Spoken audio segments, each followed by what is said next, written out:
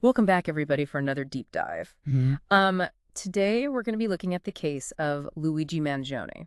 Okay. This is a 26-year-old who allegedly shot the CEO of United Healthcare.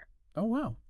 Yeah, so it's been making headlines. We're going to go a little deeper than the headlines with this article from Shatterzone by Robert Evans. Okay. And it's titled, Alleged CEO Shooter Luigi Mangione Was Radicalized by Pain. Mm. And this article is really fascinating because it kind of goes into like what led him to this point. Right. You know, it doesn't just rehash the news, it tries to unpack things a little bit. Yeah, and on the surface, it almost seems like a clear case of radicalization. Hmm. Hmm. But the author, Robert Evans, he really knows this world. Yeah. He's been researching online extremist communities for years. And he brings a really interesting perspective to this story. Yeah. Like, it may not be quite as simple as it looks.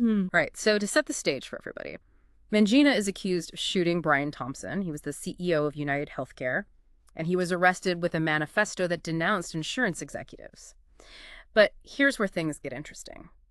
Evans suggests that Mangina's Twitter profile picture, which was an X-ray of a lower spine with 4 screws, offers a crucial clue, like a personal story, a struggle with pain that might be at the heart of it all. Interesting. So you're saying that his pain, his personal experience with the healthcare system, could that have been part of what led him down this path? Yeah, that's the question the article's asking. Like, it makes you think, those easy assumptions we make about extremism. Absolutely. Yeah. You know, we tend to think about ideology exposure to extremist content, but this article challenges that. Yeah. It suggests that personal suffering and especially chronic pain can be a really powerful motivator. But hold on, now let's not get ahead of ourselves. The article also points out that while Mangini was engaged with a lot of different intellectual and political movements online, his activity doesn't fully explain his actions. That's a good point. It's not the whole story. Right. So what kind of stuff was he into online? Well, he followed figures like Joe Rogan, Jordan Peterson, Tucker Carlson.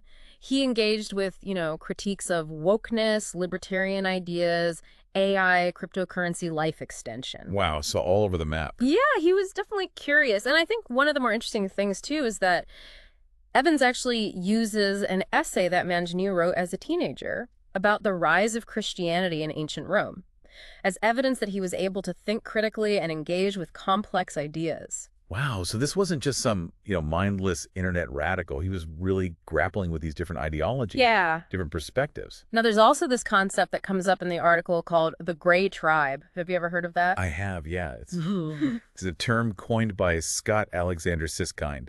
And it refers to this community that's kind of disillusioned with that traditional left-right political divide. Okay. They're into Silicon Valley ideology, rationalism, and kind of these unconventional solutions to societal problems.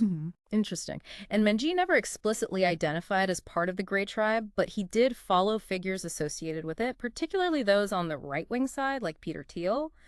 But here's the catch. The Gray Tribe has some problematic aspects to it, like it's associated with eugenics. Oh. And there's even some concerning posts that Mangini made about birth rates in Japan that really make you think. It's a good reminder that even within these alternative communities, there can be some dangerous ideas. Yeah, for sure. So Mangini's story, it's not simple. He was clearly thinking about a lot of different things, sometimes conflicting ideologies. It wasn't just a straight line to radicalization. Yeah. So we have this young man struggling with chronic pain, engaging with all these different movements online, dipping his toes into the world of the Gray Tribe. Where do we go from here? Well, this brings us to a really crucial point in the story. There's this Reddit post that Evans believes was a key influence on Mangini. Okay, this is where it gets really interesting. Yeah, this wasn't some, post from a known extremist group or anything. It was just a comment from an average user, someone who mainly posted about the Grateful Dead. Someone who posted about the Grateful Dead. Yeah. Wow. But this one comment, it was filled with just anger and frustration with corporations. Wow, that's quite a turn from the Grateful Dead. I know. And what's really striking is that Mangione actually included a quote from this Reddit post in his own manifesto. What did it say? It said, "These companies don't care about you or your kids or your grandkids. They have zero qualms about burning down the planet for a buck. So why should we have any qualms about burning them down to survive?" Whoa, that's heavy. It really speaks to that, deep sense of despair, the feeling that the system is rigged. And Evans argues that that feeling resonated with Mangione, especially given his struggles with chronic pain and his likely disillusionment with the healthcare system. Yeah, it makes you wonder, right? If someone's already suffering, already feeling like the system has failed them, how much easier is it for them to buy into that kind of rhetoric, that justification for violence? It's a good question. And to understand that further, we need to look at Mangini's decision to cut off contact with his family months before the shooting. Okay, let's unpack that in part two.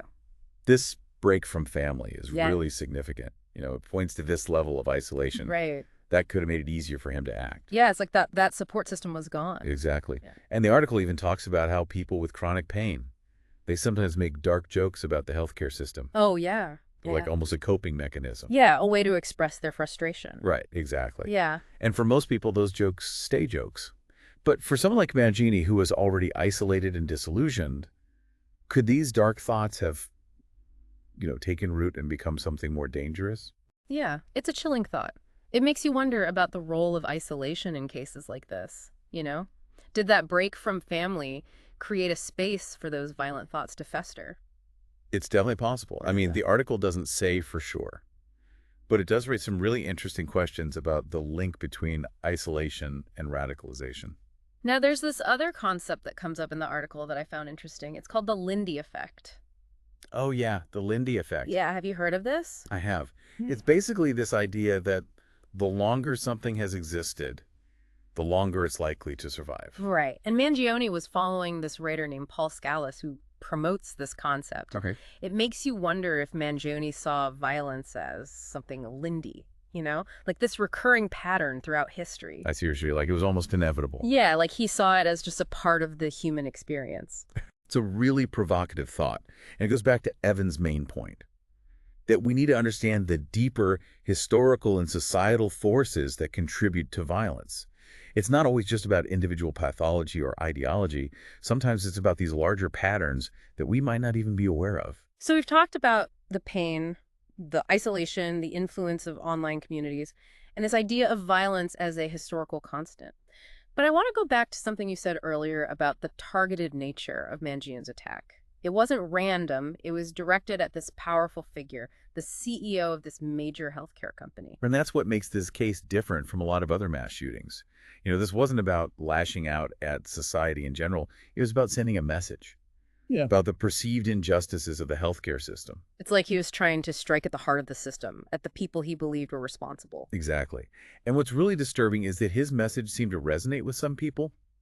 The article talks about how Mangini's actions have actually gotten some support online. It's kind of scary, isn't it? That someone who committed this violent act could be seen as a hero. Does that suggest like a growing disillusionment? It's a good question.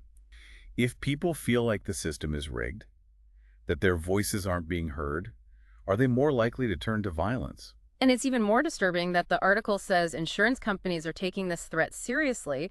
They're taking down executive info from the internet. Like they're worried about copycats. Yeah, it's a chilling sign that they recognize the potential for this kind of violence to inspire others. This brings us to a really unsettling point. The article suggests that we might be entering a new era of violence, one that's driven by individual pain and frustration and helplessness. That's the scary thing. And it's a terrifying thought. If personal pain can lead to this kind of violence, what does that mean for our society? That's a huge question, and one that the article doesn't really answer, but it does show that our understanding of radicalization is limited. Right. We tend to focus on ideology and online influence. But this case suggests we need to dig deeper, look at the role of suffering and systemic failures. Speaking of extremes, there's this one last point that I found really striking. It's the contrast that Evans draws between Mangini's attack and another shooting that happened around the same time, a school shooting. Oh, yeah. This is where it gets really interesting. It challenges how we think about violence. Yeah, like a school shooting, which is horrifying, barely registered in the national consciousness. Wow. But this targeted assassination of a CEO, that grabbed everyone's attention. And that's a problem in itself, because the more attention an act of violence gets, the more likely it is to inspire copycats. So it's like this awful incentive, where people who are desperate see violence as the only way to be heard. Exactly. It's a terrifying cycle. Mm. And it forces us to ask some hard questions about our society, about our media, and how we respond to violence. So where does that leave us? What are we supposed to take away from this? I think the biggest takeaway is that we need to rethink how we understand radicalization. It's not just about ideology. It's about pain, desperation, feeling like the system has failed. That's really unsettling. It is. Yeah, But it's something we need to face if we want to prevent more tragedies. absolutely. And that's where we'll pick up in part 3. Yeah, it really makes you think, like, are we becoming numb to some types of violence, Just a question. while others just grab our attention and could even lead to more violence? Yeah, it's like a vicious cycle. And this is where Evans's work on extremism comes in. Okay.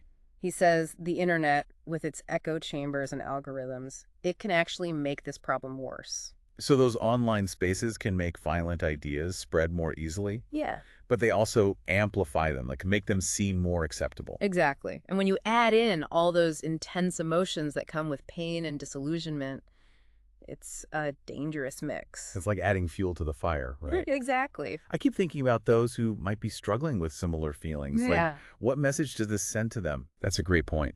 Hmm. I think it shows that we need to talk about these things more openly. Right. Create spaces where people feel safe expressing their pain, their anger, without resorting to violence. So it's not just about fixing the system, but also about creating these avenues for dialogue. Exactly. It's about addressing the root causes and the symptoms. Yeah. We need a society where people feel heard, where they feel like they have a voice and they have access to support when they need it. This deep dive into Luigi Mangione's story has been heavy, but really important. Yeah, It's challenged how we think about radicalization and made us face some tough truths. it really has. What stands out to you as the most significant thing? I think for me, it's the realization that radicalization isn't always a clear path. It's not just about ideology. It can be a mix of pain failures in the system and how the internet can amplify things. I agree. In this case, shows how urgently we need new ways to understand these issues. Yeah. We can't just rely on old ideas about radicalization. Right. We have to approach this with empathy, nuance, and a willingness to listen to those who are hurting. We've covered a lot today, and I know it's a lot to absorb, but I hope this deep dive has given you a new way to think about this complex problem. If Mangione's pain and disillusionment could lead to this tragedy, how can we build a better world where people get the support they need? It's something we all need to think about. Thanks for joining us on this deep dive.